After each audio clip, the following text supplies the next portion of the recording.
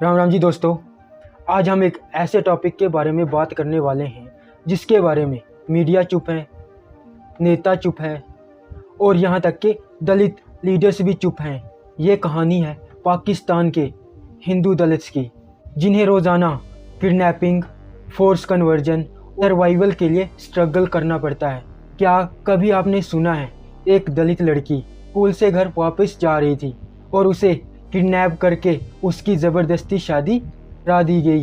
ये कहानियाँ सिर्फ किताबों में नहीं बल्कि पाकिस्तान की ग्राउंड रियलिटी है। वहाँ हज़ारों बच्चियों के साथ यही हो रहा है। चलिए इस वीडियो को शुरू करते हैं। पाकिस्तान में हिंदू पॉपुलेशन लगभग 50 लाख के करीब है, लेकिन शॉकिंग फैक्ट्स ये है कि उसमें से 70 से 80% लोग दलित्स हैं। दलित कम्युनिटी के लोग ज़्यादातर सिंध के थरपारकर, उमरकोट, वादिन और हैदराबाद में रहते हैं। मतलब जो हिंदू माइनॉरिटी पाकिस्तान में ऑलरेडी ऑप्रेस्ड हैं और उसके अंदर भी दलित सबसे नीचे रखे गए हैं। सबसे बड़ी ट्रेजेडी है किडनैपिंग और फोर्स्ड कन्वर्जन। हर साल सैकड़ों दलित लड़कियां किडनैप हो जाती हैं। उनकी उम्र होती है 11, 12 या तो 13 साल और उन्हें ज़बरदस्ती मुस्लिम बनाकर 50 से 60 साल के आदमी से उनकी शादी करवा दी जाती है। और पाकिस्तान के कोर्ट्स भी अक्सर उन बच्चियों के पेरेंट्स की नहीं सुनते, क्योंकि लड़की पर प्रेशर डाल दिया जाता है कि बोल मैं अपनी मर्जी से मुस्लिम बनी हूँ और अपनी मर्जी से 60 साल के बूढ़े से शादी की है। इमेजिन कीजिए, एक छोटी बच्ची अपने पेरेंट्स से अलग हो जाती है और उसकी पूरी ज़िंदगी बर्बाद हो जाती है। और सबसे दर्दनाक बात है कि इनकी आवाज़ मीडिया में दबा दी जाती है। और लानत है पाकिस्तान के मीडिया पे, लानत है उन लोगों पे जो वो 50-60 साल के लोग छोटी बच्चियों से शादियां करते हैं। लानत है उन लोगों पर, लानत है पाकिस्तान पर, लानत है पाकिस्तान के कॉन्स्टिट्यूशन पर, लानत है पाकिस्तानियों पर। किडनैपिंग और कन्वर्जन के अलावा पाकिस्तान में दलितों की ज़िंदगी और भी मुश्किल है। उनके पास ना ही कोई पॉलिटिकल पावर है, ना ही सोशल स्टेटस है। उन्हें अक्सर बंधुआ मजदूरी करने पर मजबूर किया जाता है। खासकर सिंध के इलाकों में उनकी ज़मीन पर कब्जा किया जाता है, उनकी ज़मीनें छीन ली जाती हैं और उन्हें लो कास्ट कहकर हर जगह उनकी बेइज्जती की जाती है। पाकिस्तान के कॉन्स्टिट्यूशन में उन्हें शेड्यूल कास्ट का दर्जा तो मिला, लेकिन ज़मीन पर उनकी हालत ज़्यादा नहीं बदली। ऐसे में उनके सामने दो रास्ते हैं, या तो पाकिस्तान में ही ये अत्याचार सहते रहें या फिर अपना धर्म छोड़ दें। बहुत से दलित्स ने वहाँ इस्लाम या क्रिश्चियनिटी अपनाया है ताकि उन्हें थोड़ा रिलीफ मिल सके, और फिर भी उनका सोशल स्टेटस और उनकी पहचान उनका पीछा नहीं छोड़ती। पहले तो इन लोगों के साथ ज़बरदस्ती होती है कि आप अपना धर्म छोड़ दो, फिर आपके साथ ऑपरेशन नहीं होगा, लेकिन वो धर्म भी छोड़ लेते हैं। लेकिन फिर भी पाकिस्तान के जो मेजॉरिटी लोग हैं इनके साथ अत्याचार करते रहते हैं। कहीं ना कहीं उन्हें लगता है कि इनका खून आज भी एक हिंदू खून है और इस वजह से वो इनके साथ अत्याचार करते रहते हैं। इस वजह से वो धर्म छोड़कर भी उन्हें लो कास्ट ही माना जाता है। पाकिस्तान के दलित लोग एक तरह से डबल ऑप्रेस्ड हैं। एक तरफ मुस्लिम्स इन्हें हिंदू होने की वजह से टारगेट करते हैं और दूसरी तरफ हिंदू कम्युनिटी में इन्हें दलित होने की वजह से इन्हें नीच समझा जाता है। मतलब माइनॉरिटी के अंदर माइनॉरिटी। और इसी वजह से पाकिस्तानी हिंदू दलित्स की आवाज़ कहीं नहीं पहुंचती। और यहाँ आता है सबसे बड़ा सवाल। भारत में दलित के अधिकारों की बात करने वाले बड़े बड़े नेता, सोशल वर्कर्स और इंटेलेक्चुअल्स पाकिस्तान के दलितों पर हो रहे अत्याचारों पर इतने चुप क्यों हैं? पहला रीज़न है पॉलिटिकल प्रेशर। पाकिस्तान के मुद्दे को उठाना अक्सर हिंदुत्व या राइट विंग एजेंडे से जोड़ दिया जाता है। इंडियन दलित पॉलिटिक्स का एक बड़ा हिस्सा माइनॉरिटी मुस्लिम सॉलिडरिटी पर आधारित है। इसलिए पाकिस्तान में मुस्लिम दीवारा दलितों पर किए गए अत्याचार पर बोलने से उनके पॉलिटिकल अलायंस और सेकुलर इमेज को खतरा पहुंच सकता है। और एक बात मैं आपसे ऐड करना चाहता हूं, जब कभी इंडिया में पाकिस्तान के हिंदुओं के बारे में आवाज़ उठाई जाती है। एक बात याद रखना, वहाँ की हिंदू पॉपुलेशन में 80% से ज़्यादा दलित्स हैं। वो सिर्फ वहाँ के जो हाई कास्ट वाले हिंदू हैं ना, इंडियंस, सिर्फ उनके लिए आवाज़ नहीं उठाते, उन 80% दलित्स के लिए भी आवाज़ उठाते हैं। ये बात याद रखना।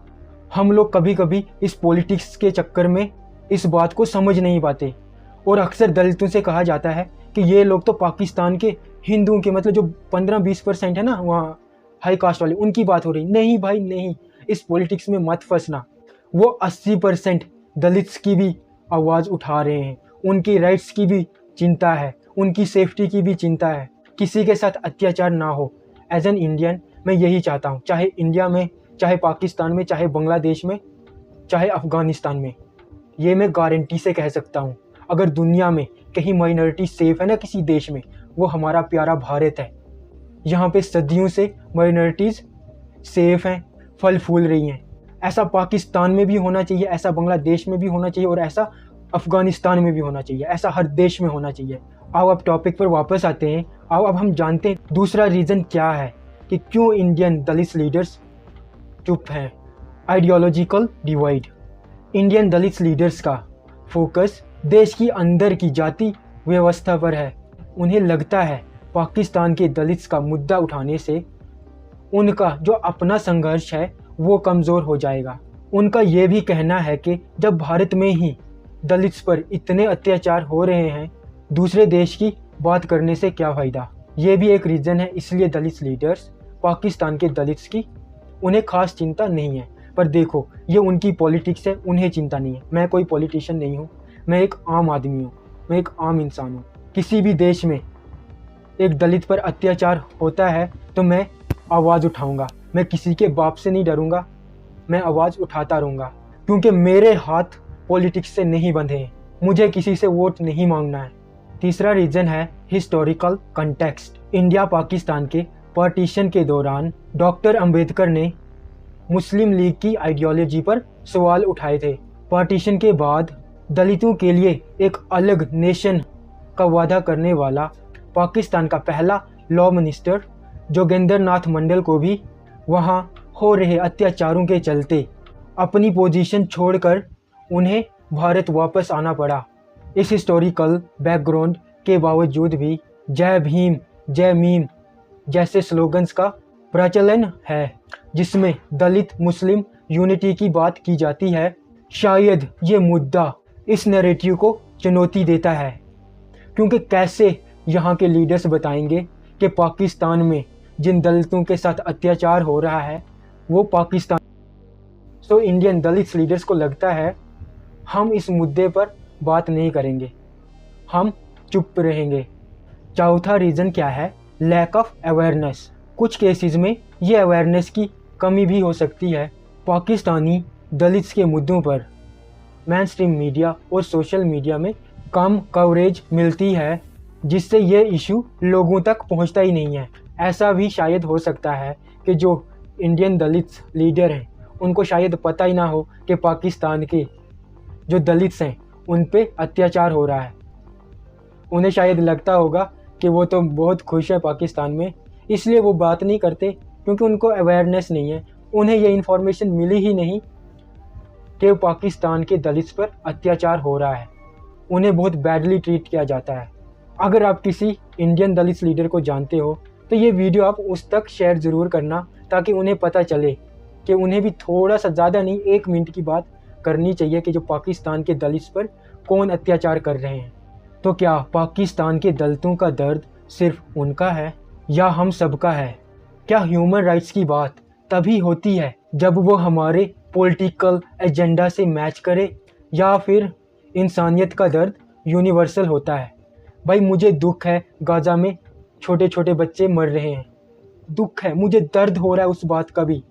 क्या ये हमारी रिस्पॉन्सिबिलिटी नहीं बनती है कि अगर हम फ़लस्तीन के लिए या इज़राइल के लिए आपके दिल में सपोर्ट है, अपना अपना सबका सिस्टम होगा जो है, मैं उस बारे में बात नहीं करना चाहता, क्या ये आपकी रिस्पॉन्सिबिलिटी नहीं बनती है कि जो पाकिस्तान में हो रहा है, जो छोटी छोटी बच्चियों के साथ, 12-12 साल की बच्चियों के साथ 50-60 साल के बुढ़े दुष्कर्म कर रहे हैं, उन्हें किडनैप किया जा रहा है, उनका फोर्स्ड कन्वर्जन हो रहा है, उनके रेप्स हो रहे हैं, उस पे आप लोग बात नहीं कर सकते, उस पे आप मीडिया के सामने नहीं जा सकते, उसके लिए आप लोग प्रोटेस्ट नहीं कर सकते।